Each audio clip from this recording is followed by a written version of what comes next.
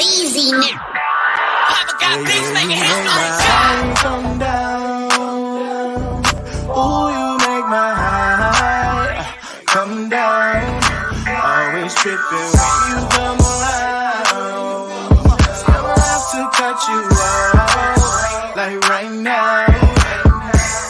You see, I don't want to drive me. You can say that for your mama. Maybe you should smoke some. Me tried the marijuana. I was never you good. The vibe was straight. Showed you a couple of things and they ain't finished change. I treated you right. Everything was a gift from a time to your bag and the color on your lip. Yeah, you plenty of Welcome to the Seahawks Man to Man podcast, powered by The Athletic. Shout out to the company.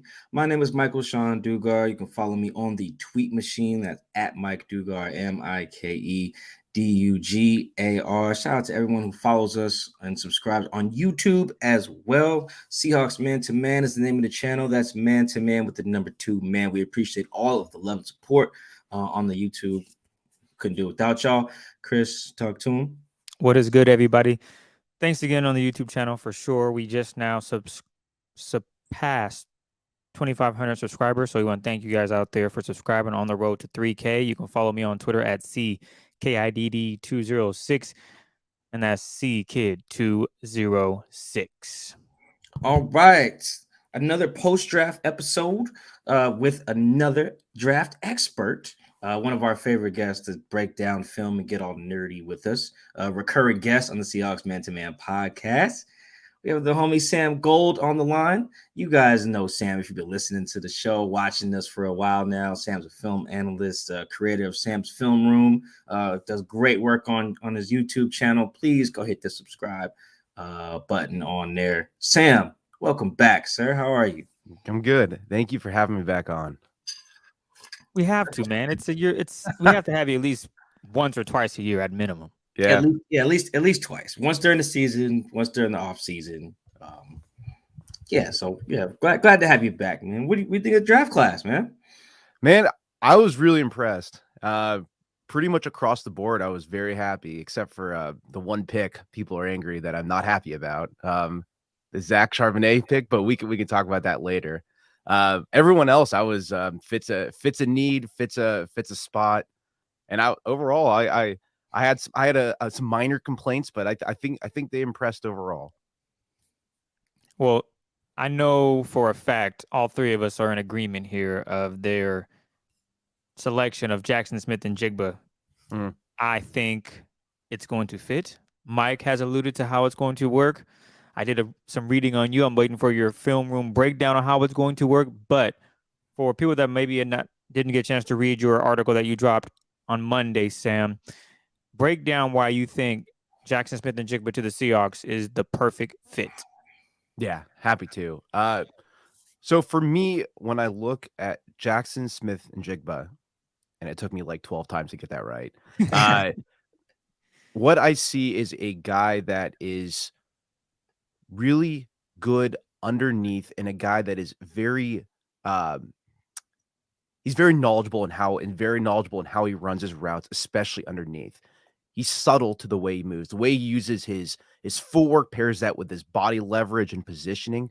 Like, for example, you'll see a slant route, just an easy slant route, and he'll take a little bit of an inside step. He'll step back to the outside in order to push the other side. And then he'll shield the ball using his body away from the defender on something as simple as a slant route. It's not, I'm going to take my 2-3 steps and go. It's everything he does, it seems like he does with a plan and a purpose. And so to win consistently underneath and even in middle areas, you have to be able to do that. It's not just about the long speed. It's not just about having those elite tangibles that everyone talks about, the height, all these other things. It's the subtlety and the route running knowledge. It's very Doug Baldwin-esque when you watch his footwork, because he can vary it a lot. He can use different moves, different little step jumps in order to basically separate himself from an opposing defender. And so to me, the reason why I think he fits so well is that the Seahawks don't even have that player mold on their team anymore.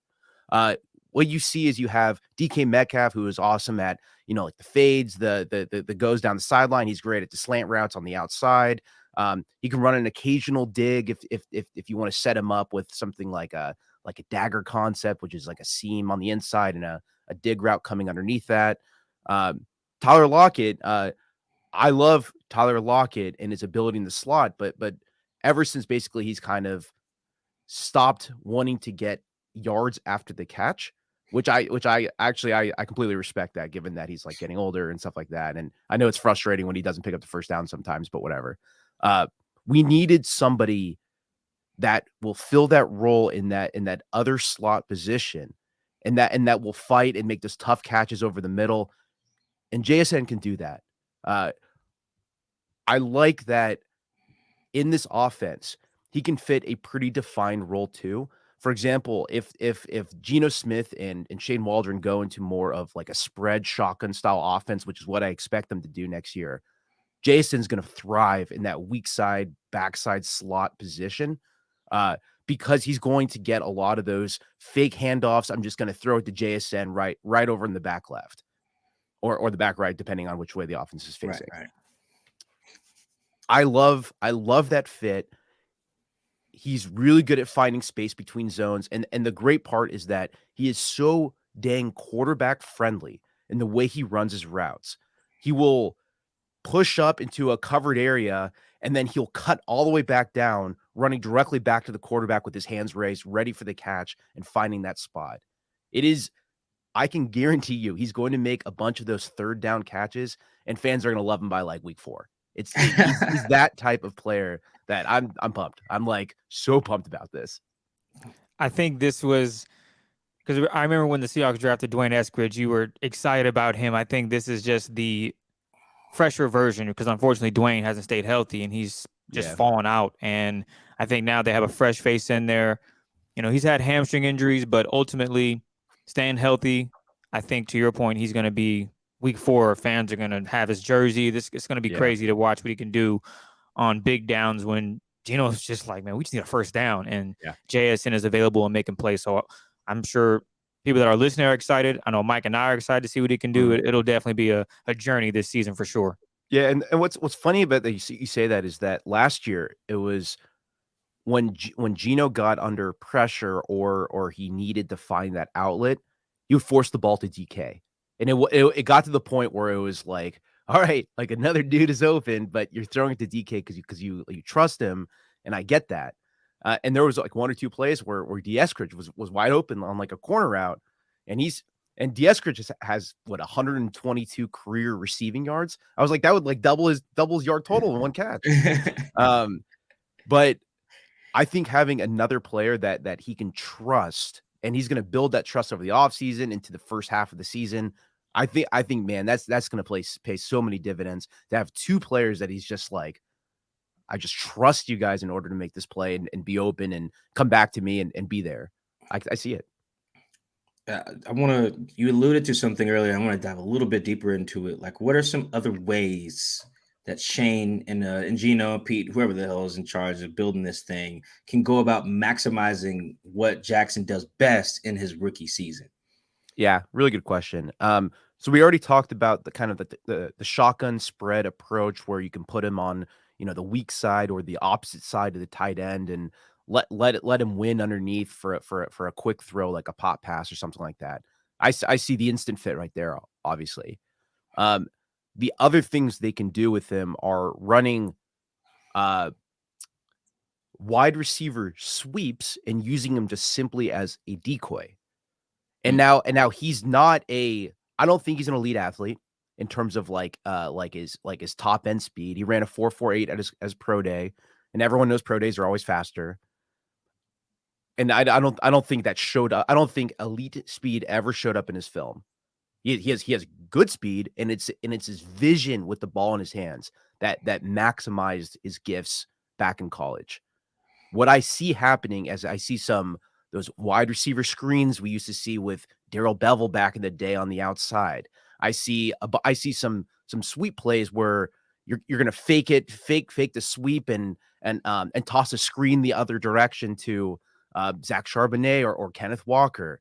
You can do a lot with just having him sit over the middle of the defense, finding those zone spots and being a reliable check down. I mentioned this in my article on field goals that I see him having a bunch of games where he has like 5 catches and like 40 yards. Mhm. And that's not a bad game or anything like that. You do that 17 times and you're already at what, like 800 yards? Like That's that, or way too 700 much yards? math for us in the morning, Sam. So Yeah. we'll trust your math on it. Yeah, exactly. It's one of those things where you can get him involved instantly in terms of the same stuff he did in college, and then on top of that, when they start using a lot more play action concepts with Tyler Lockett running like a deep over and DK running a post or something, you could have JSN coming from the opposite side or doing some sort of pivot or swirl route, and he's going to be open, and it's those other 2 players are going to open space for him. There's like, to me, you need a third wide receiver, and to get someone as talented and as a perfect complementary fit as JSN, man, this is my favorite pick in the entire draft in terms for the Seahawks, especially. So if he does go for 5 and 40 every week, obviously he won't literally do that every week. Yeah, that's nearly 700 yards. Yeah, it'd be great wide receiver 3 production. The greatest they have ever had. I'm gonna read some statistics here before I ask you this next question. These are Seattle's yards after catch per reception ranks over the last 4 seasons. So basically, since they've had DK and Tyler together. In 2019, they were 20th. In 2020, they were 24th. In 2021, they were 11th somehow. And last year, good God, they were 30th in yards after catch per reception. And just the 49er playoff game just so well illustrated the gap between the best team at it and arguably the worst team at it. Yeah. So I throw those numbers out there before I ask this. Sam, please tell us that Jaxon Smith-Njigba is going to finally fix Seattle's yards after catch problem. I think he's going to help. I think he's going to help, Here we go. especially on the crossers. And I'll say this: it can't get any worse. I mean, it's also I blame the 30th stat on frankly, I'll point Tyler Lockett directly. Like we can just say it's Tyler Lockett. A lot of those yards are left on the field, and I love the guy, and I think he offers so much more in terms of the separation and just catching the ball and getting open value that it doesn't bother me when he goes down. But we can point to him and just say, "Yo, that's on you." Haven't really. Oh, go ahead, Mike. Well, it's a very tough thing with Tyler there, but I will say he's very smart. He waited until towards the end of his career to start doing that, where he's already built up a bunch of goodwill, with the fans and the coaches and everybody. So no one's begging 24-year-old Tyler to go out there and run through some linebackers to pick up 3 extra yards. Like, Tyler's 30, we love him already, so we're all right if he's falling down and killing our yak numbers. He scores a lot, he's still productive, but yeah, those yak numbers. Every once in a while, I come across a clip on YouTube. Someone not on YouTube, but on Twitter or something. They compile all the times Tyler has fallen on the ground, like intentionally. And if you just put them all together, like, damn, okay, that does look bad. But then you look up, and it's like, well, dang, he went for 1,000 yards again, and 7, 8 touchdowns. Like, oh, he's still a very good player. He's just like, I'm not here for getting smoked by linebackers over the middle. And you know what? I understand. I do understand. Yeah. I know both of you guys have been watching a lot of JSN film, but Sam, I'm curious. Is this someone who you think you can throw a quick bubble screen to and he can make one guy miss, get some yards, or you're saying he can do well with the intermediate routes, what he did in college that I did see? What are your thoughts there? I think he can do both. He's shifty enough underneath, and he's got some good short area elusiveness and quickness with the ball in his hands that he can make a guy miss and just power forward and get a few extra yards here and there. Is he like a Deebo Samuel type that's just going to take one to the house? I'm going to say probably not. Like it's maybe you'll see one in his first couple years, but overall, I see him more as a consistent +1, +2, +3 type to the yak, and just consistently angling in the right way, and then occasionally you'll see like a 12-yard catch that should have went for 15 total yards, and he'll get like 22 out of it, and you'll be like, oh, that was a great play. And I feel like you're gonna see that every 4 to 6 weeks. I think that's good note. I like that. I know Mike is probably shaking his head because he's done with screens and he don't want to see none of it, whether it's the running backs, receivers. But if JSN has a little wiggle and can make the first guy miss, maybe this will revitalize, revamp what the Seahawks are trying to do within the screen game. So You don't I'm want me not to giving pull up the on screen this. numbers right now. Those numbers are even worse than the yards after Bad. catch. They're really bad. Oh, screen numbers are just and that ain't Tyler's fault. That's everybody. So, That's everyone. I That's will say, Chris, blocking.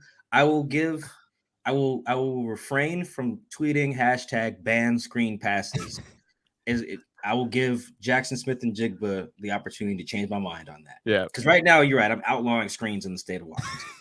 But with Jaxon on the roster, I will try to have a little bit more faith, even though it's not something they did a bunch with him at Ohio State, at least from what I've seen. He's just so good. If I ever have doubts about Jackson's ability to get the ball and make plays with it in his hands, I'll just put on the Rose Bowl tape, and my faith shall be restored. Man, that if you haven't watched any film on Jaxon Smith-Njigba, watch his game against Utah in the Rose Bowl. That thing was, you put that on, you're just in heaven, and just like play some like pump up like Hans Zimmer in the background and just like get yourself hyped, because that is it.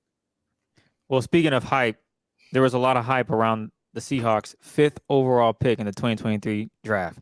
His name is Devon, but it's spelled Devon, and that's Witherspoon. How is he going to improve this Seahawks secondary, and what can fans expect from him this season? Yeah, great question. So sorry, is it Devon or is it Devon? It's Devon, but it's spelled Devon. Okay, got it. Devon. It's my little joke there. I'm like historically terrible at pronouncing people's names, so I'm actively trying to get better at it.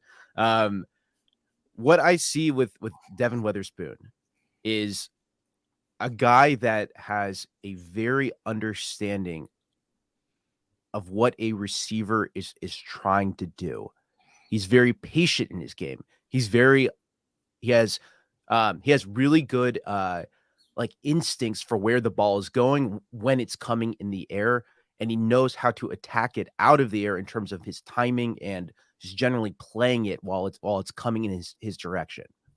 The fascinating part about Devon Witherspoon is that you read like 8 different scouting reports on him, and you're going to get like 8 different answers on, is he a zone cornerback? Is he a man cornerback? Should he only do this? Should he only do that? He can do it all. And I don't think it's an exclusive thing to just man versus zone. I think he has the instincts and the knowledge to be able to do it all. And I think he has the plant and drive ability from an off leverage, like an outside zone position. Think like cover 2 or like a cover 6 or something like that, or even cover 4, in order to drive and attack a ball out of the air. Is he better at man? In college, the answer was without a doubt yes. I looked this up last night because I was curious. Yards allowed per covered snap is one of my favorite stats out there for cornerbacks.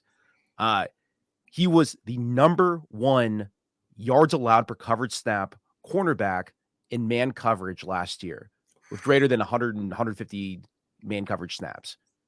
0.4 yards allowed per covered snap. The average is like 1.1 or something like that. He crushed it. Like, you can't throw against him in man coverage, especially out of the slot. And that is something that is interesting, is that some people only think he's a slot cornerback. It seems like what's interesting about that is that a lot of people have this defined view of what he can and cannot do, just mainly based on his like his body type being a little bit on the skinny side, based on his, like, he doesn't have elite speed, but he has like really good speed. They do it on based on his ability to break on routes and some other things. But in my opinion, he has such a wide, versatile skill set that I think that's why they like him so much, is that you can throw him as a perimeter cornerback on the outside, opposite of Tariq. You can put him in the slot against certain matchups. You can play zone, and the fun part about the zone, about his ability in zone, is that if there's ever a star receiver matchup where he's following them across the field, you can still play zone off of that. That's rare.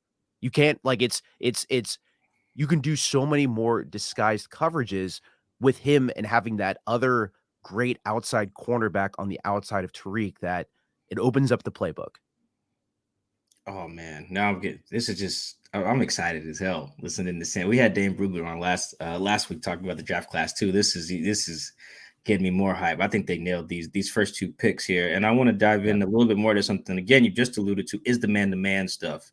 Not just because it's the name of our show, but I do know that part of the plan with Seattle. You're right. Seattle likes him because he can do everything. But I do know one thing in particular that they want to be able to do is open up the playbooks, but knowing that the guys can be reliable and man, because that like Seattle, what was it, Chris? 15% blitzes last year, or something like that. I know we talked about it on the last Yeah. very low blitz number. And there's a few reasons for that. Part of that is like, well, if you're going to blitz, guys have to be able to cover on the back end. In the event that we don't get there, if you don't got guys who can do that, well, then you don't blitz as much, yada, yada, yada. So the hope is that Tariq and Devon are just sticky as hell, and Clint can cover. He can call whatever the hell he wants, maybe even get more aggressive. So tell us a little bit more about what you've seen specifically that makes Devon good as a man-to-man guy. Yeah. So what's interesting about that conversation is that everybody remembers that about two or 3 years ago, Seahawks were incredible at stopping the run, and they were like a very below average pass coverage team.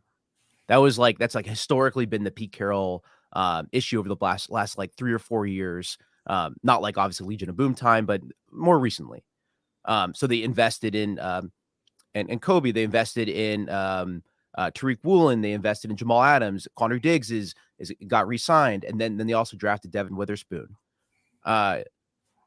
Obviously, I was also mixed in there is Trey Brown and some other people that I don't know if still exist on the roster that I'd have to look at. That I can't really remember right now. The interesting thing is that last year we had the exact opposite problem. We were great against the pass and awful against the run.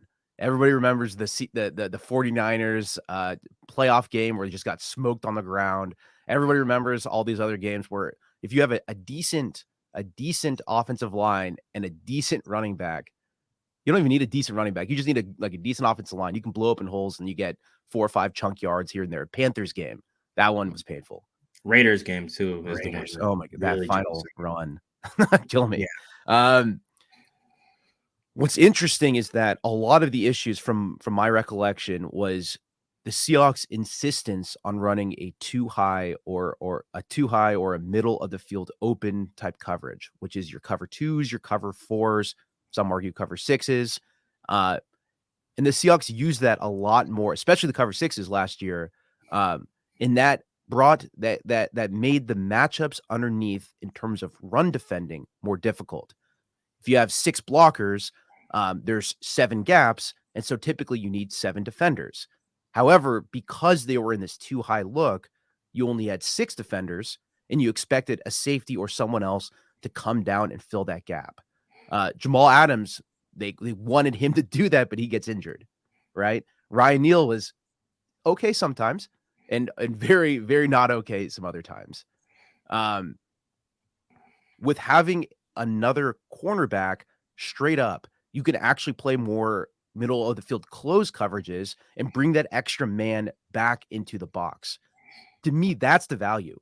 It's that you have 4 or 5 secondary members and you can play more traditional cover 3, for example. You can have a 3 deep, 4 underneath shell and have that extra defender in the box, and that solves your run problems. Because the issue is that the Seahawks weren't bad when they had that extra man in the box. I actually looked at the Giants game, was a fascinating one to me. You have Saquon Barkley, you have an offensive line that was actually not bad, especially with Andrew Thomas, who's an elite left tackle for them. And you have the threat with Daniel Jones on the ground, right? I expected them to gash the Seahawks, but they didn't, because they basically said, all right, we're going to force you to throw, play a lot more cover 3, and we're going to be a lot more aggressive about that. And the only plays where Saquon actually gained good yardage on were when they pulled back to a too high look. This isn't a battle of were the Seahawks bad at run defense. They were just bad in too high.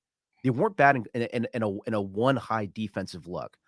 And so to me, that's where Devon Witherspoon steps right in, is that if you have a trustworthy outside perimeter cornerback, a guy that you can kind of play man coverage with, play some of these more blitz heavy looks like cover 3 zone dog, which is 3 deep, 3 under. You'll open up your defensive playbook in order to solve that run defensive problem too. So I'm bummed to say the least. In terms of positives, in terms of man coverage and stuff like that, he does get a little bit handsy at the top of routes. I think he's good at turning and mirroring and running, and his mirror steps and his ability to shadow a receiver with active hands and play that press down the field is very impressive. He has a good controlled back pedal so that you don't really see him getting beaten that often, like instantly. You see some problems down the field in off coverage where he's susceptible to a double move. I'm going to say that right now. He is susceptible to a double move at this point. But overall, it's immediate impact. I'm thrilled for this. Yeah, I'm gonna quantify something you mentioned in that Giants game. Remember how good Saquon Barkley was this year against the Seahawks? He had 53 yards on 20 attempts. Yeah, like that. Complete shutdown with largely the same personnel for Seattle that was getting gashed by other teams. They were able to shut down Saquon Barkley. Although, good God, I'm looking at the Giants receiving core and I forgot how bad this was. Awful. I don't even know. It's so bad. So the box I'm looking at only has their first initial and then their last name. I can't tell you who half these dudes are other than Darius Slayton. Who the hell is T. Hudson? I have no clue who that is. And I watch a lot of NFL and I have no idea who that is. W. Robinson Wendell? Is that who that is? Yeah, I think he was decent when he was healthy, right? I thought he was like a fantasy guy. I think I can see why the Giants invested in some receivers in the draft. Let's just say that. But yeah, what you just mentioned, Sam, I think is so much of why the Devon pick is so big for them. Not just because all right, we got a guy that can cover, but what else that unlocks? Because they were so you could just see Clint was very limited in what he could cover, and it was the results were very predictable. Damn near, it was like, well, if we go to light box, we're getting gashed. If we bring some guys down, we'll stop the run, But then we might give up something on third down or something like that. Like you could see the chess game that they were losing quite often, unless Kobe Bryant was poking the ball out to shift the tide back into the team's favor here. So, man, I'm with you, man. The stuff that Clint's gonna be able to do with everyone healthy, Chris. I think the Seahawks D might be back. I think the Seahawks D might be back. Hey, that's a great sign. And another player that, if I'm not mistaken, Sam, you talked about just the combo between Tariq Woolen and Devon Witherspoon. I think you said maybe it's elite. I forget the exact wording that you tweeted, but I know you were in favor of it. And when you look at Tariq's first season in totality, what did you love about his game, and what are you still looking at and saying, okay, this is where he can improve? Because I'll be honest, when I look back at Tariq's season, there's like tiny few things that I think he can get better at, but someone that's a guru in this regard of studying film, what do you think he can really hit on to become an even better corner? Yeah. So for me, Tariq's value often gets paired with kind of his size and his length, and just that instant acceleration in order to kind of in order to basically shadow receivers any which way you want to go around the field. I think for me, it's the over reliance on that. I think there was he made at least 1 or 2 interceptions where he was beaten and he recovered to intercept or break up an underthrown pass down the field. I want to say that happened in the Lions game, but my memory is completely gone right now because it's the summer. So please correct me if I'm wrong on that. There were at least a couple plays like that where he was beaten. It wasn't even like oh yeah, he baited the corner, the wide receiver. No, he got beat. Like it's pretty clear that he relies very heavily on his athleticism so much that he forgoes his technique. and not using the athleticism as a boost to the technique in closing. To me, I think that's going to come with time and just like more understanding the speed of the game, or the speed of the NFL, less so the game overall. Just the NFL and overall and how fast everybody is. To me, that's the number one thing. I think I'm hoping to see an improvement in that this year. Okay. The speed of the game changing is so interesting to hear. I love asking guys about that in their first year, their second year. Yeah. Because sometimes it can be a little hard to tell. It's hard for us to feel it sometimes. Right? If you only watch the games just live on TV, you're like, well, all these cats look fucking fast. Yeah. Like I'm like, it doesn't look like there's that much of a change. And I can kind of see it a little bit now that I watch some more college film. You can see the different speeds. That's how it's so easy sometimes to pick out who the pro guys are on college without even knowing their names. She's like, oh, he's just moving faster than everyone. So he's probably the guy that I should be looking for.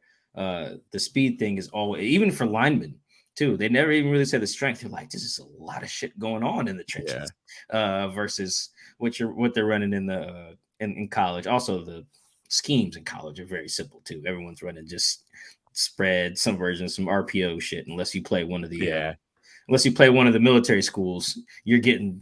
Then it's just like triple option left and right, and it's just some crazy stuff.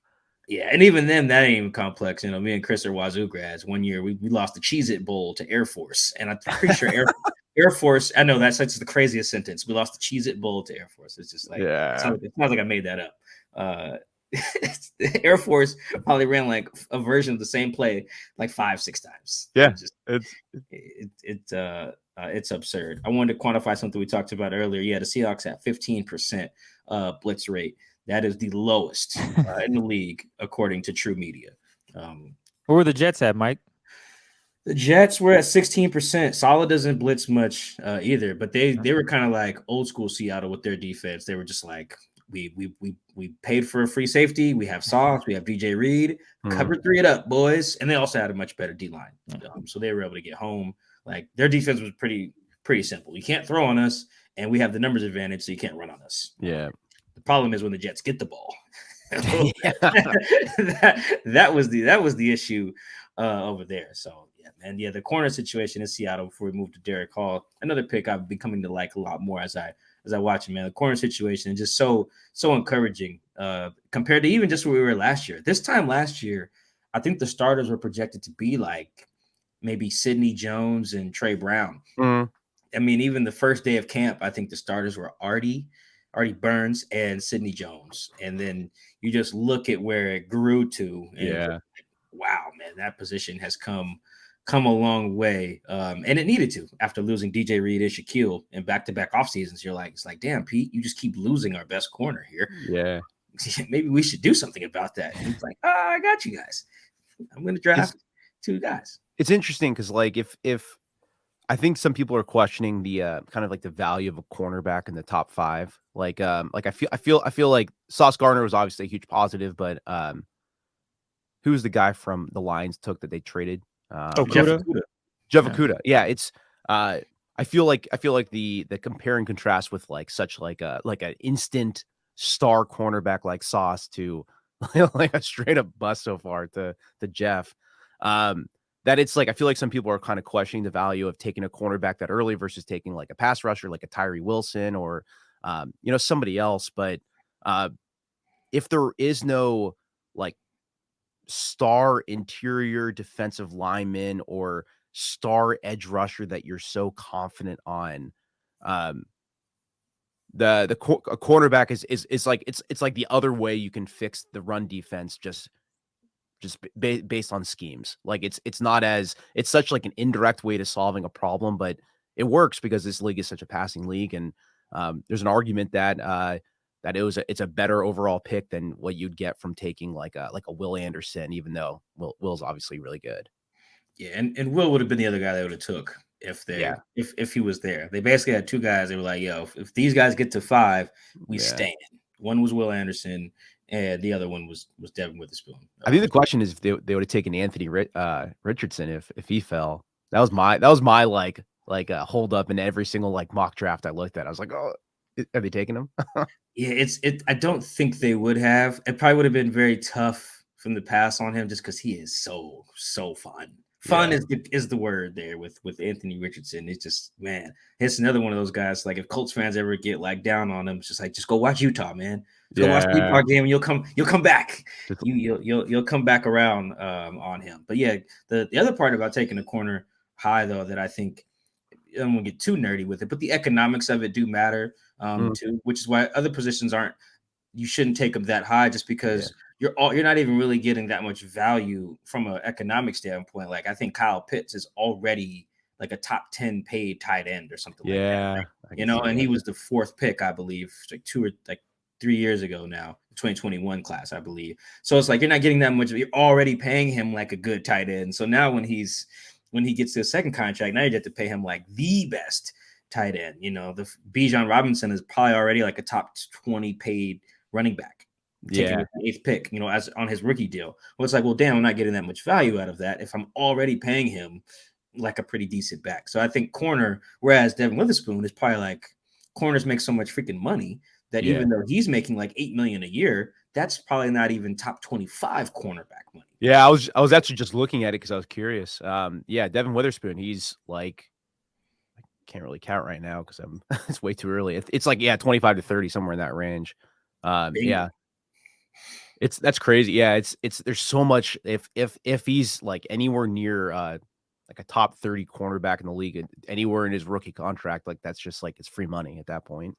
Bingo. Whereas, you take like a running back, a center, or even an off-ball linebacker, even though that salary is coming up a little bit, tight end, those positions, that's why quarterback is so valuable. Like we look at where Bryce Young ranks right now at quarterbacks, it's nowhere near the top, even though he's making a guaranteed contract and he's making a lot of money. So that goes into it too. That's the economics part that's like can get overlooked a little bit. We talk about where to take a guy high or not. It's like, that's shit matters, man. Like going to our next guy, Derick Hall, pick 37. That comes with a decent salary for Derick, but that's probably not even like a top 50 or whatever pass rush salary with what these guys make right now. So as we talk about him, I know you've watched him as well. How much better does having Derick Hall make Seattle's pass rush? It's a good question. So I don't think I'm as high on Derick Hall as some other people are. And it's not that I don't think he has upside. I think he has a lot of upside. I have for me, it comes down to how do I say this? Power rushers coming from college to the NFL. I don't see a lot of success early on.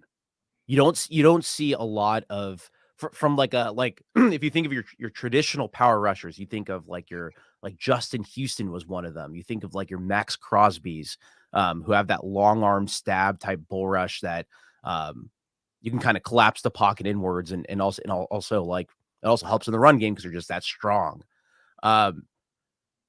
That's why I'm a little bit less hyped on a power rusher type. And it's not that I dislike Derick Hall, it's that he has so much power. It's like maybe he's the exception because his hands are ridiculous and he can do a good one arm stab where his ability to just get his arm in that shoulder pad and just destroy an offensive tackle. It's crazy. Like it's not just like, oh, he's strong in college. No, this dude was like really strong. Like it's to me, that's a huge plus. The other plus is that this also adds to the run game too, is that you could trust him as like a true 3-down defensive end that maybe he's not a 12 to 15 sack guy, that if he's a 6 to 8 sack guy, not his rookie year, but like overall, and he can hold that defensive end spot and hold the line. Like something like what Michael Bennett did for forever, like there's a lot of value. He has 34.5-inch arms. That's crazy for his height. Like that's really long arms. So he can get there first. He's not he's got like the quote unquote tweener body type, but his arms more than make up for that. And so he can definitely win with that alone. I don't think he's twitchy enough and has enough lateral agility to truly threaten the outside of the pocket. I think he can do he's got that one-arm stab move. He can do a little bit of a rip move too. I think his technique right now and his pass rush plan is still very novice. I think he has a lot to learn in terms of just the hand fighting skills. And it's basically like if he doesn't win instantly with those hand fighting skills, he's not going to win on that rep. Motor to just keep going and keep going and keep going, which is a huge plus to me. And that's probably why Pete Carroll loves him, is that he's got that insane motor and insane nonstop drive just to help out and clean up plays. And everybody says that he's a really good leader. And you can see in the film. It's just that is there the upside and to me, I've kind of yet to see it, but I could be wrong. Like that's something that I'm kind of I'm gonna withhold judgment on an upside comment until we see him for at least a season or so. I know we talked about this a little bit off wax when Mike was mentioning how the Seahawks defense is pretty much brand new with a lot of players that are gone and all the new players are bringing in. When you look at the defensive line, they release defensive end Shelby Harris, defensive end Quentin Jefferson. Puna obviously doesn't return. Neither does Al Woods. When you look at this defensive line as it is today, do you think this unit got better? Did it stay the same, or maybe it dipped down? I think losing the interior abilities is going to be the Achilles heel. I don't think, like, as much as I like as much as I think the value of someone like a Derick Hall and then adding, like Draymond Jones to the team and some of the other guys, I think losing Puna Ford and losing Al Woods and stuff like that on the interior, I think that's going to be a huge problem. To me, I'm very nervous about that. I don't think they have the interior defensive linemen to survive. Like I think they're going to be gashed. Like you're going to see some middle of the third quarter runs that are just like, oh, if we had Puna, this would be different, or Al Woods. And it's not like they got paid a hefty amount, right? There's like $3.5 million or something like that, like for Puna. Did they get better on the edge? Without a doubt. Yes. Like without a doubt, they got better on the edge. That they lost a good amount on the interior. And I think that was the bigger issue last year to start with, was the interior upside. And now they have less of it. Speaking of defensive tackle, do you see a possibility where the Seahawks regret not taking a defensive tackle like a Jalen Carter or a Kalijah Kancey, who both were available within the 5th and the 20th overall pick, but the Seahawks went cornerback and then went wide receiver, which we can make the discussion that, okay, that was a great move. But when you talk about, they might get gashed a few times here and there in the running game, having a Jalen Carter and or a Kalijah Kancey might have changed things, right? Yeah. And that's the Jalen Carter is the only guy I like. I was like convinced. I was like, yeah, they'll take him because I don't know, made up some sort of logic in my head that they were like, oh, they'll get over whatever the issues were. To me, I thought Jalen Carter was like pretty much the sure thing. If it wasn't a trade down, I expected Jalen Carter. Obviously, it was wrong. I think in terms of immediate impact, a Jalen Carter would probably help out more going from a needs perspective, like going from how low talented the interior defensive line is to adding a Jalen Carter versus looking at the secondary without Devon Witherspoon to adding him. So I think in terms of like a net gain, Jalen Carter is a better pick. However, I feel like there was so much like hoopla with so many issues with Jalen Carter's draft process and all the other things that happened during that I get it. Like I'm not gonna like yeah, he went to like probably the best situation in the world with the Eagles and having three former teammates, having like a great team, a great secondary, and like screw that guy. But it's one of those things where it's just like if Jalen Carter didn't have all those issues, pre-draft issues, if he didn't like make it like abundantly clear that he called like the Eagles before the draft and was like, yo, you guys need to draft me, and did all these other things that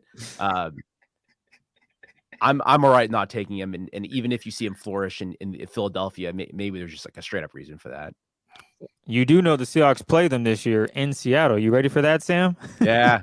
I'm ready to see him do some magic. But I mean, like, they took Jordan Davis last year and he hasn't really done anything yet. So like, I'm holding out hope that Georgia was great in college and not good in the NFL. That's my, or just the Eagles are not good. That's my hope. That's fair. Might have some bad news for you. The I Eagles know. team look good. And that's really good.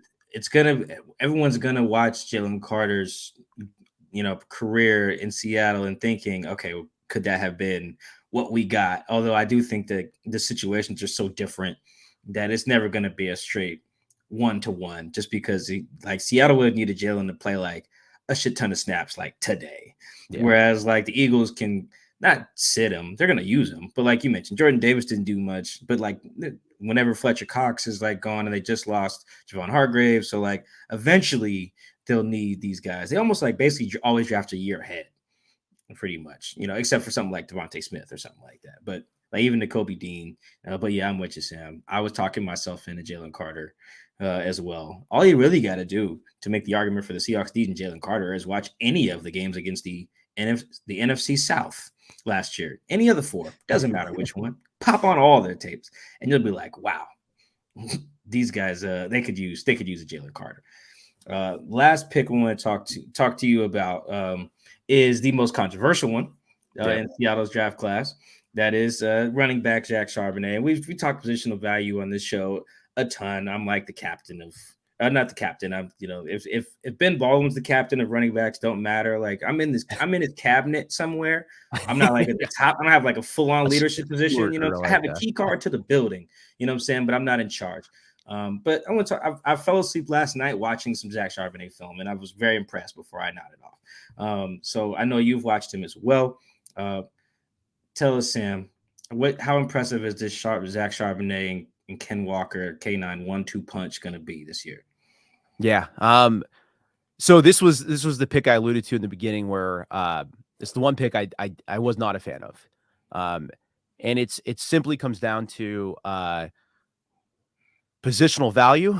It comes down to needs on the board, players available, and honestly, my overall grade on Zach Charbonnet.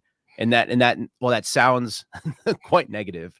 I think he's still going to be a lot of fun to watch. Like as like a straight up just like fan of football. Like I'm going to enjoy watching him. Like it's not anti Zach Charbonnet. It's more. I gave him an early 3rd round grade. They took him in the end of the 2nd. So it's not like it's a crazily difference in terms of my graded value versus that. It's just that when you spend a 2nd round pick on Kenneth Walker the year before, you could wait to get Roschon Johnson in the 4th and get not the same value. Obviously, Zach is better or a better prospect, but you fill that same gap. Whereas with Zach, with Kenneth Walker taking the main touches and using a Roschon Johnson to push the pile, get some goal line snaps or whatever. What I see from Zach Charbonnet is a strong, powerful man with excellent contact balance, good enough speed, not great, but good enough speed, some good acceleration, and consistent ball security and hands catching ability. Very few drops. I don't think he rarely ever dropped the ball. He had like 1 or 2 fumbles last year at most, and that was like 1%. That's nothing. He's a guy that his contact balance and his ability to just chunk forward is so AJ Dillon that I was like, oh my God, I'm watching AJ Dillon again. It's you see a skill set that he's going to get, like if it's a 4-yard run, he's going to get you 5 or 6. If it's an 8 or 10-yard run, he's going to get you 10 to 12. He's never going to break a 40 or 50-yard run because he's just not fast enough. He gets caught from behind pretty much in every single game I watched. The value to me is that he knows how to position his body that he will never just fall to the side. He doesn't get, when he gets hit, it's always in this rolling motion that pushes him forward that extra 2 or 3 yards. To me, that screams Pete Carroll and Seahawks, like ground the pound, ground pound football, goal line running. I feel bad for Kenneth Walker fantasy fans. He's going to steal touchdowns. He will steal touchdowns. We're going to get a bunch of these like 5 5 carry, 20-yard, 2 touchdown games from Charbonnet where you're going to hate yourself for drafting Kenneth Walker. It's going to be like that, like multiple times. And I'm going to avoid the Seahawks backfield just because of that. I'm going to say my overall negatives: stiff hips and slow footwork. I think it's, to me, that really kind of bothers me, is that when he's kind of doing this like little juke steps and stuff like that, he does gain ground, but he has a very hard time kind of re-angling his body. And what you'll see where that comes up the most is honestly backfield penetration. And then when you get into the second level, he rarely ever will beat a guy head on in the second level. It was like, I don't think I saw it a single time in the 3-4 games. I threw on, I was like you, I threw it on TV last night while I was like doing like stretches and stuff like that. I think that's my negatives. The other thing is we never saw him pass protect. UCLA, he pass protected like 25 times out of all those snaps, and they didn't want him back there. They'd rather him on a swing pass or something else. And objectively, he's better at that. Like, he's a very solid swing pass catcher. And in college, that works a lot. In the NFL, it works a lot less. And he has really good patience. I'll give him that. He has really good patience beyond the line of scrimmage to watch and wait and see holes open. And so that was those are positives. Well said, Sam. Mike, what do you think on that? I'm glad I will say I'm glad you ended it with some positives there, because you're right, Sam. That started off pretty negative. That's okay. Yeah. We're here for the real. We don't need you to lie to us. Unless it's about Jaxon Smith-Njigba. You can lie to me on Jaxon Smith-Njigba. I only want to hear the good things, because I'm just so hype about that. But yeah, give us the real on Zach. I think I fell asleep watching the Oregon game last night. I think it was. That was good. Lots of swing passes. Yeah, lots of stuff in the flat. A lot. It's like 5 in a row. yeah. It was like the first like 2 drafts. Like, damn, he didn't already got the ball like 3 times. Like, yeah, it's real. I do think, last thing on Zach before we get you out of here, Sam, I do think it's going to compliment Ken. It's like the things that because Ken was taking what should be a 4-yard run sometimes and then losing 2 yards. Yeah, and I was like, well, hold on. Okay, Ken, just give us the 4. But then he'd take what should be a 4-yard run and get 40. And it's like, oh, that's what we want. we needed some middle there. Zach's like the middle, which is great. They could use that. We're pick 52. It might not matter if he's getting a couple touchdowns every other week. So there we go. I think it's interesting because the question is like, what do you value in terms of like that like maybe you'll lose a couple yards. It's the Saquon Barkley effect. He'll lose a couple yards, and he did that in college too, and then he'll break like a 50-yarder. Or do you prefer the Todd Gurley approach, which is he's never going to break that 50, but he's at least going to chunk, and he's at least going to consistently hit the right hole, do everything right, and keep your team on schedule, as like what offensive people like to call it. Like, what do you value? And for the longest time, I valued the consistency approach, because I was like, all right, well, I just want to make my second down like something reasonable. And then the more I read like the Ben Baldwins of the world and all those, I'm like, I kind of want the 40 now. Like I'd rather I'd rather hit the 40, and then like even if I lose a couple yards here, who cares? Because it's not considered a positive play by EPA anyways. So at least give me the upside. I don't know. I go back and forth on it. I do. With all that being said, man, Sam, we appreciate you spending some time with us today. We appreciate it. Is there anything? I know you said you plug in some stuff, so go ahead and plug it again, what you got coming up, whether it be on the YouTube channel or Field Goals. I know you just dropped an article on JSN, Jaxon Smith-Njigba. What else you got coming up? Yeah, sure thing. Devon Witherspoon, I think, will be out on Friday or Monday. I'm still working through it right now. But yeah, check out that on Field Goals or me on Twitter at Samuel R. Gold. Yeah, really appreciate you guys for having me on. Well, there it is. It's another episode of Seahawks Man to Man. We want to thank you guys for tuning in. You can follow us on Twitter, as you can see all below, -CKid206. Mike, give him yours. At Mike Dugar. Elon, give my check back, man, please. Please. I don't want to pay for it, though. Just give me my check back. And on that note, we will catch you guys later. Have a good and safe week. See you.